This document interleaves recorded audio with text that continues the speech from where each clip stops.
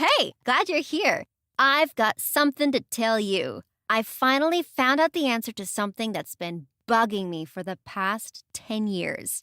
Let's just say someone came back into my life that I thought I'd lost forever. You won't believe what they told me. Before we get into the story, remember to subscribe, click the notification bell, and like this story. And you'll have good hair days for the next 10 years. Promise. When I was a kid, I was kind of shy. I didn't have a lot of friends, but I was very close to the few that I had, and my sister Beth, of course. My very best friend was called Jake. We were in the same class at school since first grade and spent summers at camp together every year. When we were 13, I started to see Jake in a different way, in a cute way. All of a sudden, he wasn't just my buddy Jake. He was Jake. The guy with the cute blue eyes, nice smile, and the best jokes in the world. No one made me laugh like Jake, and I made him laugh too. I started acting weird around Jake, nervous and awkward, talking too loud and laughing at all the wrong times. It was horrible. I never experienced it before, and I wanted to shake myself back to normality. Has this ever happened to you?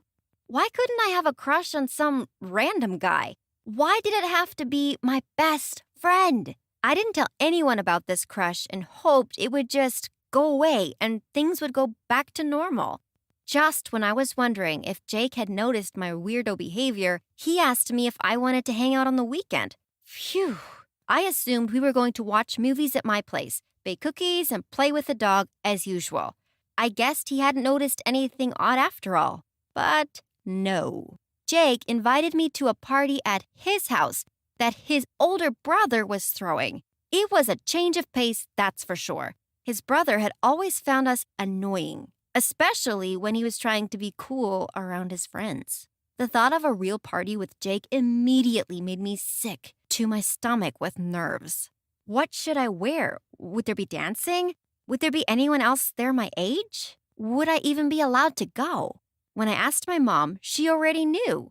It turns out Jake's mom had called her to ask if it was okay. Mom kept giving me weird looks, like a sly smile, as if she knew something I didn't. When she asked me if going to the party with Jake was a date, my face became beet red and I ran into my room and slammed the door after, yelling an incoherent, "Ah!" The day of the party was a Friday, so I spent all day at school thinking about it. During PE, my friend Skylar caught up to me on the track and asked if I was going to the party and if I'd like to get ready and go together. Oh, so it wasn't just me who Jake had invited. I admit, I felt a little hurt. It turned out that Jake had invited most of our class. Skylar came over to my house after school and we had pizza. Then we listened to music in my room as we sorted through my wardrobe looking for the perfect party outfits. As Skylar was slicking pink gloss onto her lips, she casually asked if me and Jake were just friends. I didn't know what to say. The question came out of the blue. Yeah, we're just friends, totally. Why? I said, trying to sound as casual and cool as I could. What Skylar said next really shook me. She told me she was asking because she found Jake really cute and wanted to double check with me before she made a move. Made a move? What did that mean? Just when I thought I'd made a new good friend, I wondered if she had come over to my place pretending to want to be friends but really wanted to get close to Jake. Mom dropped us off at the party and told us 3 times that we could call at any point and that she'd be there to pick me up at 10 on the dot. And if I wasn't outside waiting, she'd come in to get me, embarrassing me in front of my friends. Mom always worried and overreacted. Me in my jeans and green tank top and Skylar in my navy velvet skater dress stepped into the crowded lounge full of Jake's brother's friends. They looked up at us, gave us an absent-minded hey, and carried on with their video games and ping pong. We heard familiar voices coming from the big room downstairs, so we headed there. Finding about 12 of our classmates sitting in a circle on the ground. Jake was there, his face looking down at his phone. My heart melted. He broke into the most beautiful smile when he looked up and saw us, jumping up to greet us. "So glad you guys are here," he said, and I wished with all my might he was just referring to me. He invited us to come and join the group. They were playing Truth or Dare. Truth or Dare? My absolute worst nightmare. I was, and still am, pretty shy in private. I don't do pranks or practical jokes, and I never tell secrets, my own or other people's. Skylar just laughed and joined the group. I put a brave face on and sat next to Skylar in the spot she had cleared for me, directly opposite Jake. Finally, it was my turn. Kate from my class nominated me after she had her own truth where she admitted that, yes, she did pee her pants at school in second grade. She locked eyes with me, and I braced myself for what was coming. Truth or dare? She asked. My mind raced. What was worse, telling a secret or doing something embarrassing? Surely a dare wouldn't be too bad. I might cringe for a moment, then it's all over. But truth? That could haunt me forever. Okay, dare? I said with a feeble smile. Kate paused, building horrible suspense. Your dare is to kiss. She stopped and looked around the circle. Oh no, I should have realized this would happen. I'm an idiot. She kept scanning the circle, then her eyes landed. Jake, I dare you to kiss Jake. My mouth went dry and my mind was foggy all of a sudden.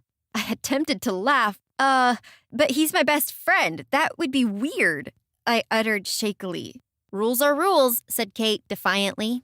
I looked at Jake. He was looking at me intensely, but I couldn't quite make out his expression.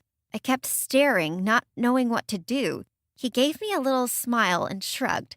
Better not hold up the game, he said, and started moving toward the middle of the circle. Skylar gave me a little push, nodding at me to go ahead. I moved toward the center of the circle, toward Jake. Everyone started making ooh noises, and I felt myself become tomato red. To my surprise, Jake put his hand on my chin and drew me to him. I closed my eyes, and we kissed. I kissed Jake. My mind blacked out, and the next thing I knew, I was looking into Jake's face as the room whooped. Scurrying back to my spot in the circle, I hastily nominated the next person, Vince, who chose Truth. When the game was over, everyone slowly broke off and some of us went upstairs to get more snacks. The party upstairs looked a little different from our basement party. The older guys were rowdily playing a game of cards with drinks I suspected weren't allowed. Me and Skylar were in the kitchen getting some water and refilling the chip bowl. When the kitchen emptied out and it was only us, Skylar turned to me and grabbed my shoulders, her face bright with excitement. Wow, you did it! You kissed Jake, she said. Are you mad? I asked, remembering what she had said earlier. Mad? No, of course not. I'm happy for you. Don't worry about what I said. I just think he's cute. I don't actually have feelings like you do. I was about to protest, but she gave me a look that said, save it. I already know. So I stopped. As we were about to leave, I said, Sky, it was great. And it was my first kiss. I blushed and looked at the ground, worried what Skylar may think. Most people my age were already kissing. Skylar hugged me and told me she was happy for me. I still remember that moment. It was the true start of our friendship. Skylar went to the bathroom, so I waited for her in the kitchen. I was eating a few chips when I heard someone come into the kitchen. I turned around and it was Toby, Jake's older brother. He seemed happy to see me. I know now it was because of what was in those card game cups. Hey, little bro's best friend, he said, and hugged me. To my extreme surprise, he ruffled my hair, to my humiliation, and walked out. Weird. 10 o'clock rolled around pretty quickly, and I was outside waiting for Mom at 9:55.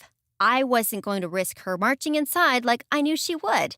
As I lay down to sleep, I realized that I didn't get a chance to talk to Jake after the kiss. I made a promise to myself to make sure it wasn't weird on Monday, no matter how nervous I was to see him again. Monday came. I saw Jake down the hall as I got to school. Here goes. He saw me too. He saw me wave, but he turned and walked the opposite direction. Perhaps he was late for something. At recess, he walked into the cafeteria, saw me sitting at our usual table waiting for him, but walked right past and sat with some other guys from class. This carried on all day. No eye contact, no talking, no messages, nothing. When I got home from school, I ran straight to my room and cried. That stupid kiss. It ruined everything. I had to make it right. I texted him. Hey, Friday night was weird, huh? Let's just forget about it. Stupid truth or dare, never again. Lunch tomorrow? I waited and waited and waited. Nothing. No reply. The silent treatment went on for the next few weeks. I was miserable. I even pretended to be sick so Mom would let me stay home. She knew something was up. I could hear her and Beth talking in whispers about me, worried looks on their faces. I sent a few more texts and even asked Skylar to talk to him for me. He didn't reply to the texts and wouldn't talk to Skylar. She told me to forget him, telling me no real friend would do that. But Jake had been a real friend, the best, and he was gone. One morning, Mom came into my room and told me she had heard that Jake and his family were moving to another town. She asked if I knew and wanted to know what happened between us. I just shrugged and said we grew apart, turning away so she wouldn't see my tears. So that was that. Jake was gone. I eventually got over it and moved on, but there was always that little thought in my head that wondered why. 10 years have passed, and last week, I was at the mall shopping for a gift for my new baby niece. I was peering through a shop window when I felt a tap on my shoulder. I swung around to see a familiar face. Jake. We said some awkward hellos, giving the shorthand version of what we're up to at the moment. Jake asked if I wanted to go get coffee. I had nothing else to do, so I accepted. I'm braver now than I was then, so I asked outright, "What happened? Was the kiss that bad?" Jake stared at me confusedly. "What? No. It was what happened with my brother. Surely you know that." I laughed, thinking he was joking. I had no idea what he was talking about. You know, you told him you liked him and you only came to the party to be closer to him. My mind raced. Surely I didn't say that. No, I didn't. I was just a kid. Where did you get that? I asked. Then Jake said something crazy. He told me his brother told him that I cornered him in the kitchen, hugged him, and told him my feelings. A lie, a flat-out lie. Then I remembered the hug. There was a hug, but it was nothing. So you believed your brother? You didn't think to talk to me? I asked. He said he was too upset, too hurt, too disappointed. He told me he was hoping we would kiss that night and he'd had a crush on me. Then he saw me hugging Toby and he was shattered. What? My mouth was gaping and my mind went fuzzy. All that crying, sadness, anger. Why would your brother do that? I asked. Jake said that they'd been fighting and his brother was mad that his mom had made him invite Jake and his friends to the party. I assured Jake that none of it was true, and he said of course he believes me. It seems so stupid now. He apologized for the silent treatment and told me he wished he'd just asked me before freezing me out for good. I walked away that day with closure, but I also walked away with Jake's new phone number.